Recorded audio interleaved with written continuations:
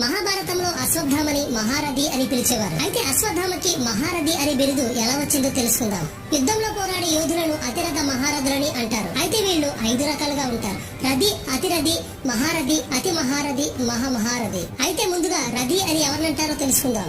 యుద్ధంలో ఒకేసారి 5,000 మందితో యుద్ధం చేయగల యోధులను రథి అని పిలుస్తారు. ఉత్తర కుమారుడు, శిశుపాలుడు, శకుని, ధర్మరాజు లాంటి వారు అతిరథి. ఒకేసారి యుద్ధంలో 60,000 మందిని ఎదుర్కొని పోరాడేవారిని అతిరథి అని అంటారు. లవకుశులు, ఘటోత్కచుడు, దుర్యోధనుడు, నకుల సహదేవులు ఇలాంటి వారు మహారథి. ఒకేసారి యుద్ధంలో 7,20,000 మందితో ఒంటరిగా పోరాడి యుద్ధం చేయగలవారు. జాంబవంతుడు, భీష్ముడు, వాలి, భీముడు, కర్ణుడు, అర్జునుడు, ఇక అశ్వత్థామ లాంటి వారు. అందుకే అశ్వత్థామని మహారథి అని పిలుస్తారు. అతి మహారథులు 86,40,000 మందితో యుద్ధంలో ఒకేసారి ఒంటరిగా పోరాడి యుద్ధం చేయగలరు. రాముడు, కృష్ణుడు, పరశురాముడు, ఆంజనేయుడు, భైరవుడు, ఇంద్రజిత్ లాంటి వాళ్ళు ఈ కోవకు చెందినవారే. ఇక మహామహారథి 20,73,60,000